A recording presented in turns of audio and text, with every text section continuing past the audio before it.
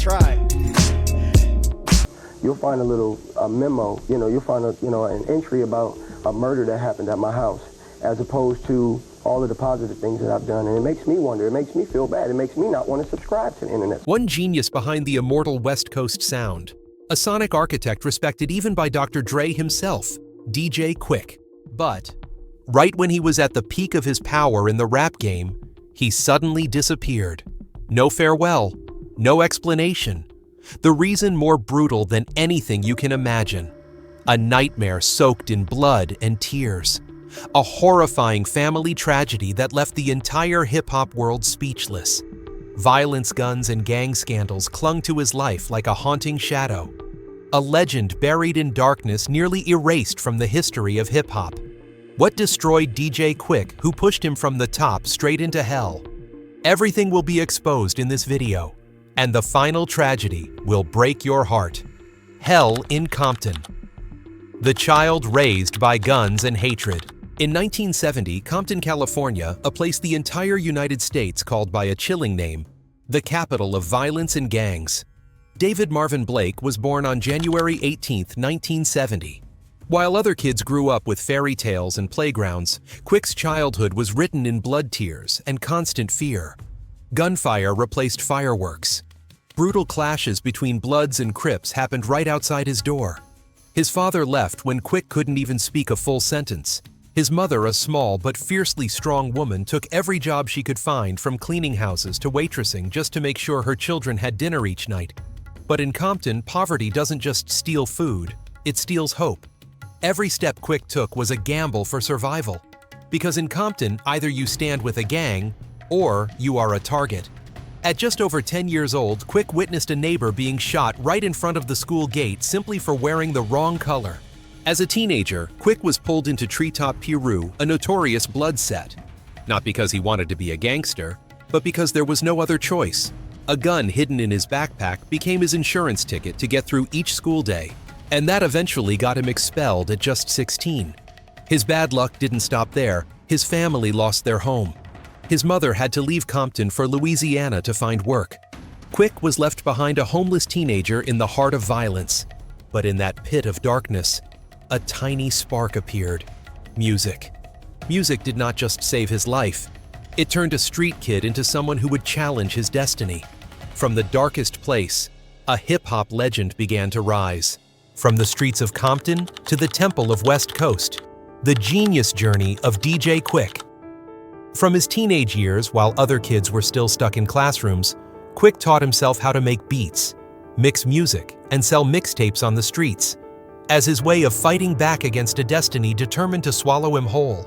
And then the hip-hop world had to stop and take notice. In 1991, DJ Quik released his debut album, Quik is the Name, a blazing explosion in the hip-hop sky. Without a powerful production team or advisors, everything from the rap to the beats and the mixing was done entirely by him. The single Tonite instantly blew up. The album debuted at number 29 on the Billboard 200, reached number 9 on the top R&B hip-hop albums chart, pulling both DJ Quik and Compton straight onto the map of American rap. After just over 4 months, the album was certified gold with 500,000 copies sold. By 1995, Quik is the Name had gone platinum, with more than 1 million copies sold in the United States. That number wasn't just about revenue, it was a clear declaration. The kid from Compton had become a music icon. Quik didn't just rap, he created a new sound. A street version of G-Funk, smooth with infectious groove but soaked in the essence of Compton. His success made the entire music industry look back and pay attention. Soon after all the giants came knocking, he quickly became the most sought-after producer on the West Coast, with production fees said to reach tens of thousands of dollars for each track during his prime. Tupac approached him during the most crucial stage of his career, contributing to the masterpiece All Eyes on Me. When Tupac Shakur walked out of prison and stepped into the All Eyes on Me era, one of the most explosive moments in hip-hop history, he chose Quik. Quik helped craft iconic tracks like Hearts of Men and Late Night, even when Dr. Dre had already left death row. Snoop Dogg and Kurupt still needed a craftsman who could maintain the sonic quality of the West Coast. Quik became the unofficial successor, ensuring projects like the Dog Pound's Dog Food retained their depth and the classic funky feel. His collaboration with Jay-Z on the hit Justify My Thug is undeniable proof Quik's talent transcended Compton and earned recognition from the king of the East Coast. This was the moment Quik proved he could deliver hits for anyone in any style. What truly made DJ Quik powerful and dangerous was his complete self-sufficiency in the studio, making him a versatile golden touch. While other rappers had to depend on engineers and mixers, Quik was the mastermind who could handle the entire process himself. This technical independence made him not just an artist, but a sound scientist fully in control of his own product, allowing him to keep both creative and financial power. Counting all albums, DJ Quik has sold more than 2.5 million copies in the United States alone. What made Quik a dangerous figure in rap? He didn't need anyone to back him. He proved that an artist from Compton without Dr. Dre's support or Hollywood PR machines could still turn himself into a platinum brand and build hip-hop history through pure will and unmatched talent. That is why many in the industry still call him the king of G-Funk, one of the most respected producers and rappers to ever come out of Compton. DJ Quik rose from the sidewalks of Compton to build his own music empire. But when the spotlight was brightest, that was when the deepest darkness returned. His gang past and defiant nature came back to consume him. Violence and gangs chasing him. A past that refuses to forgive. DJ Quik was once a member of Treetop Piru, a notorious blood set in Compton. In his childhood, gunfire had been a familiar soundtrack, but now that very ghost followed him onto the stage in the most literal way. For DJ Quik, the line between a rapper telling real stories and a gangster living the life was almost invisible. He couldn't leave behind his Treetop Piru roots.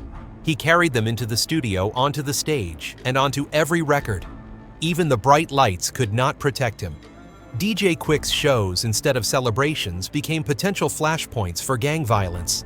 There were events where gunshots erupted and blood was spilled right at the venue, leading to bans on him and his team from many locations across the United States. This did not only cost him money, it built an image of a dangerous artist, making promoters hesitant and Hollywood ignore him at major events. He mastered the music, but he could not control the chaos surrounding him. He was not only a victim, but someone trapped. His record includes multiple arrests, including charges for illegal firearm possession and assault. It was like the mandatory baggage of someone who came from Compton. Fame helped him make money, but the streets still demanded the blood debt of the past.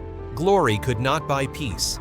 Quik's life is the tragedy of a man standing on the peak, yet still hunted by the violent fate of where he was born. Family tragedy. The curse of Compton protege murdered by his own nephew. The shock of 1998. In 1998, DJ Quik was at the peak of his power and sound. He was no longer just a rapper. He was the mastermind behind a series of West Coast hits, the one every young talent dreamed of meeting in the studio for guidance. Among those he lifted up was Daryl Cortez Reed, a poor kid with an artist's soul who grew up surrounded by the deadly dangers of Compton. Reed saw music as a lifeline, the only path that could pull him away from guns, drugs, and gang retaliation. Quik saw himself in Reed.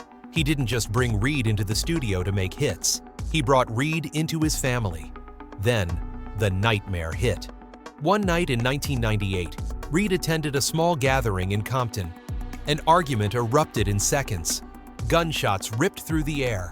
Daryl Cortez Reed fell right in the middle of the street he had spent his life trying to escape. Police quickly identified the shooter. No one could believe it was George Lee Carter, DJ Quik's own nephew. The same bloodline. When he heard the news, DJ Quik could not believe his ears. Someone he tried to save from the streets, killed by the very blood he thought he could protect. In the eyes of the media and the public, DJ Quik was suddenly trapped in two opposing roles: a successful artist, a member of a family tied to crime. The pain of losing Reed blended with the shame of having his own relative involved in murder, becoming a scar on his soul that would never heal. But even DJ Quik himself could not escape the chains of violence Compton had forged in him. The 2006 conviction, the fall from the top. In 2003, when DJ Quik was one of the most in-demand producers on the West Coast, he wrote a dark chapter into his own record. In March 2006, during a heated family dispute in Compton, Quik physically assaulted his own sister, Darlene Blake. This was not just a fight. It escalated into serious violence that required police intervention. Officers rushed in. Handcuffs tightened around the wrists of the man whose beats once made millions move.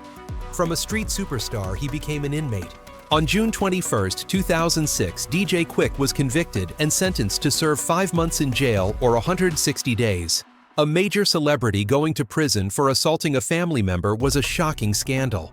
It stained his reputation and reinforced the stereotype of the violent rapper he had always tried to outrun. But the most shocking detail did not come from the court files. It came from DJ Quik's own confession later on. In an interview, Quik revealed the dark truth behind that violent incident. He said the fight erupted because he believed his sister was trying to extort him, and even worse, was threatening to kidnap his son.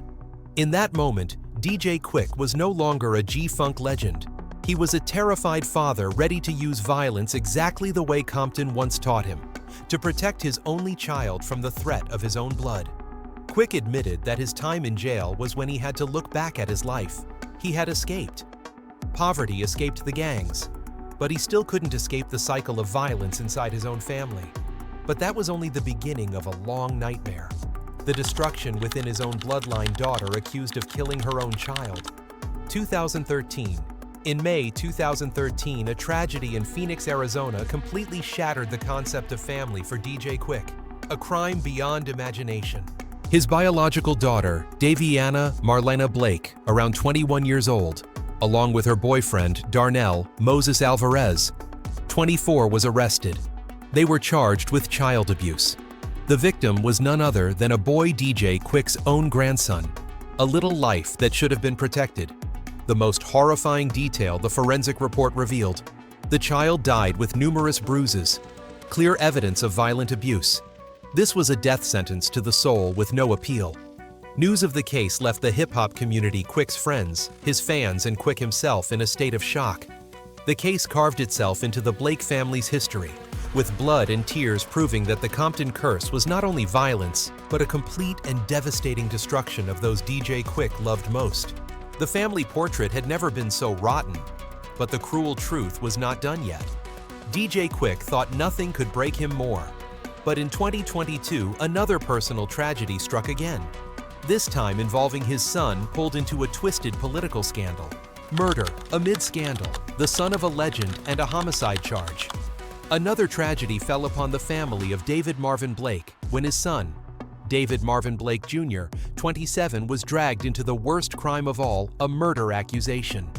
The shocking event happened on May 25, 2022 at a residence on 13200 Carfax Avenue in Downey. According to the Los Angeles County District Attorney's Office, a dispute broke out at the scene. In a moment of chaos, Blake Jr., who was allegedly waiting nearby in a vehicle, was accused of opening fire. The victim, 33-year-old Julio Cardoza, was struck by multiple gunshots. He was rushed to the hospital but died later that day. Even worse, prosecutors claimed that Blake Jr. fled immediately after pulling the trigger, turning the incident into a bold act of murder. Despite the serious evidence and testimony against him, Blake Jr. pled not guilty. He was held on more than $2 million bail. By late 2024, the most accurate status is that the case is still ongoing with no final publicly confirmed verdict. These tragedies and crimes, from friends to protégés and now to his own blood, pushed Quik deeper into isolation. He could no longer allow himself to trust anyone. The studio, once the lively heart of West Coast music, where friends gathered to laugh, smoke, and create, became an invisible prison. Thick, soundproof walls, locked doors, no more parties, no more loud friends with knives hidden behind their backs, no more drugged-out bodies sprawled across the studio couches. Only Quik and his music, in suffocating loneliness. In many interviews later on, DJ Quik admitted, "I'm famous for my music, but my family is famous for blood and tears." Do you think DJ Quik deserves to be seen as the bad guy? Or is he simply a victim of a cycle of family violence that never had a chance to be healed? His family crushed his heart, and the entertainment industry wanted to destroy his name. Out there in the shadows of Hollywood and behind the scenes of hip-hop, there are wars the public will never know the full truth about. DJ Quik, at war with the entire hip-hop world. While Dr. Dre is celebrated as the king of G-Funk, DJ Quik silently suffered the feeling of being stolen from and underestimated. The silent war with Dr. Dre and Hollywood. In the West Coast movement, Dr. Dre's name is always mentioned first when speaking of studio giants. But DJ Quik, bold and uncompromising, refused to stand behind anyone. Quik once implied publicly that the sound Dre is doing is very similar to the sound I created first, suggesting that Dre had borrowed from his sonic blueprint. A statement bold enough to shock many. The consequence, not a rap beef. A wall of silence from Hollywood, from labels, from the commercial system.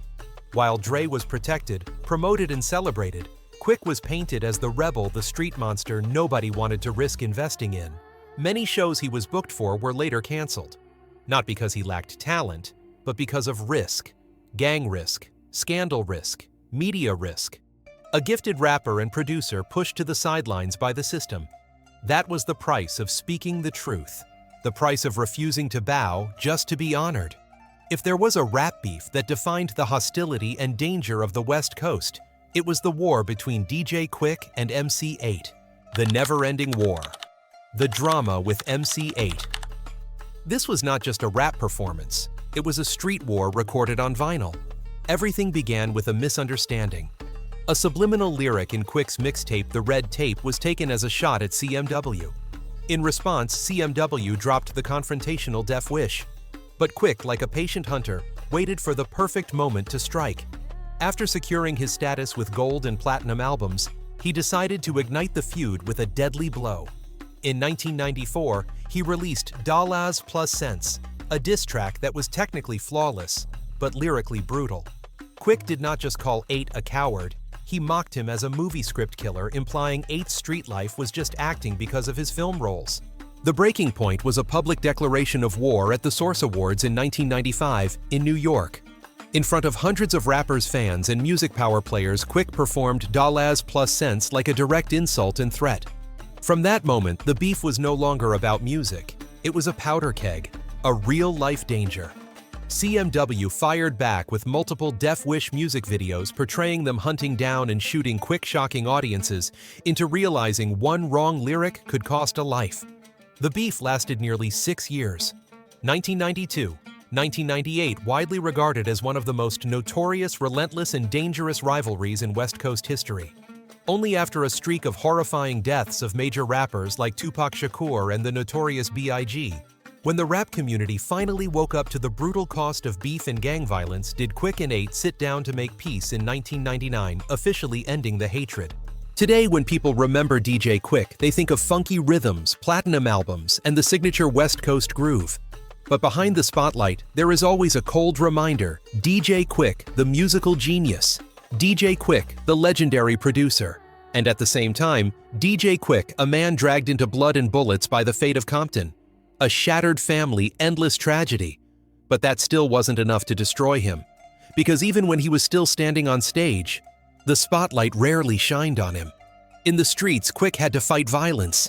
In the music industry, he had to fight obscurity. A career forgotten. The shadow of Dr. Dre. Put two names side by side. Dr. Dre and DJ Quik. One is a universally recognized legend.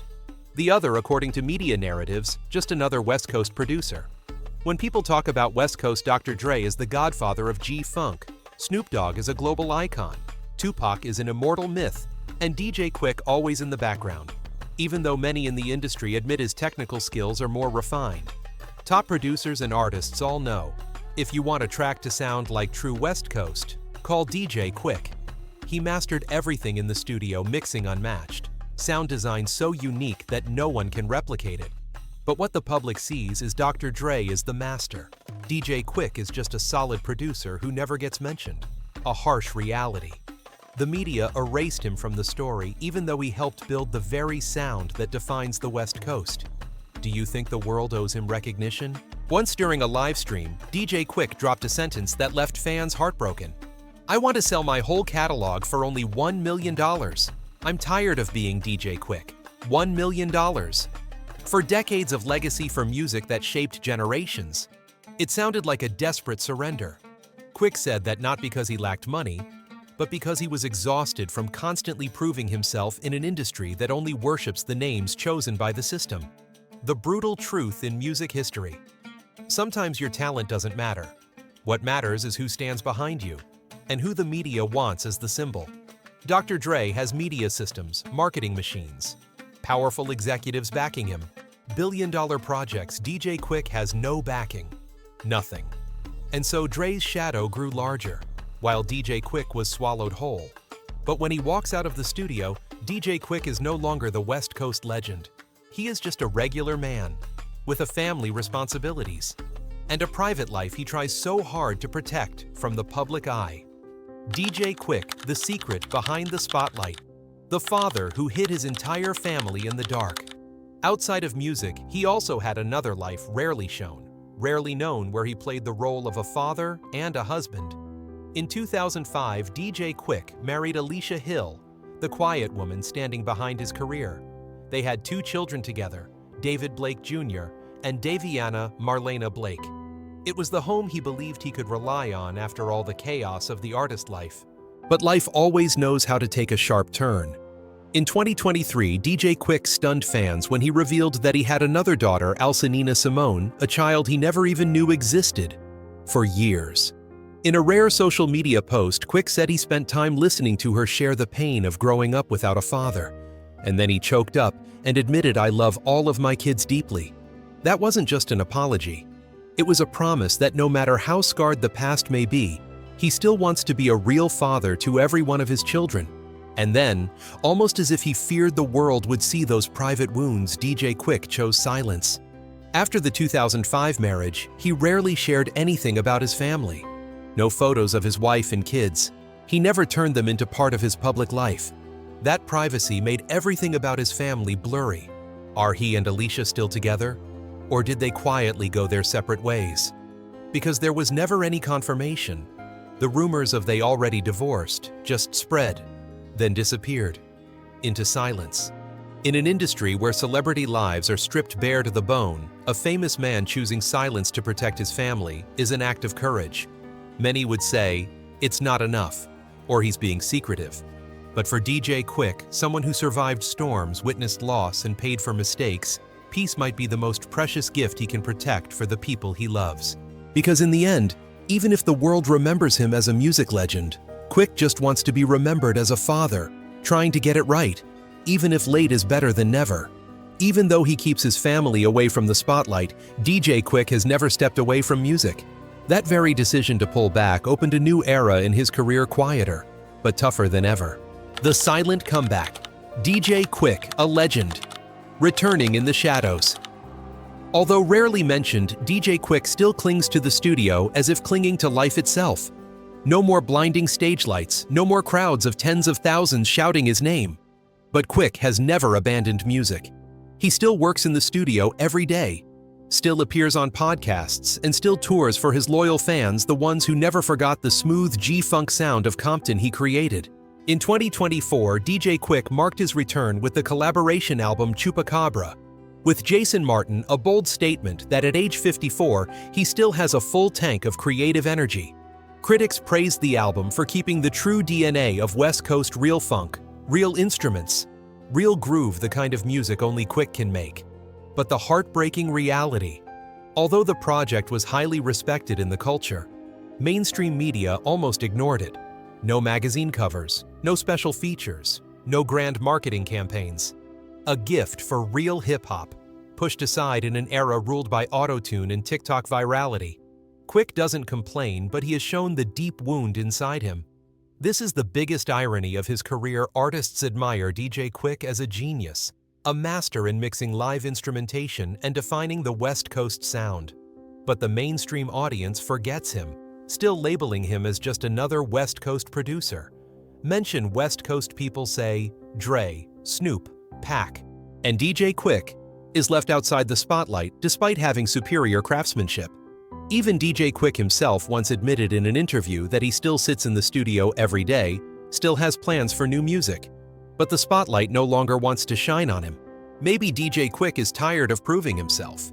But he has never grown tired of music. He keeps fighting silently but proudly. He doesn't need fame to exist. He just needs sound to keep living. And that is the most haunting image of all. A man who once shook American hip-hop, who helped define the sound of an entire era, now fighting just to not be forgotten. In the end, the question isn't for DJ Quik, it's for hip-hop itself. Will we honor a genius before it's too late? Legacy and impact. DJ Quik, a legend who never needed noise.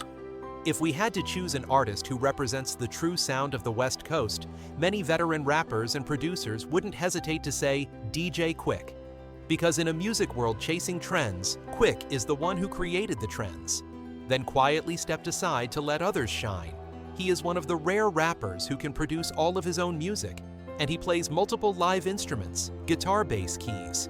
He can create a signature sound that people recognize within 1 second, the smooth, funky Compton-powered West Coast groove. Many major producers openly admit they learned from the way Quik builds sound. DJ Quik never needs to shout, "I'm a legend."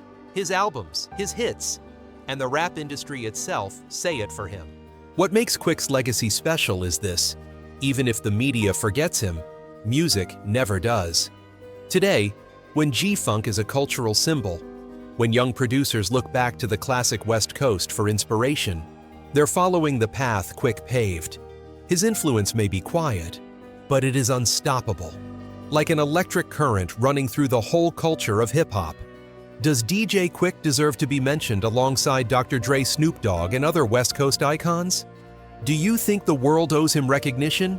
Leave your thoughts in the comments below, because your voice will help make sure Quik's legacy is not forgotten.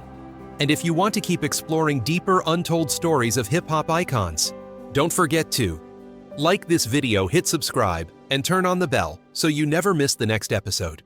All data, analysis, and commentary in this video are presented based on information available at the time of production. The content is subject to change over time and should not be considered a definitive forecast. There is still so much more to explore: stories of resilience, legacy, and truth. Feel free to dive into some of our top recommended videos now appearing on your screen.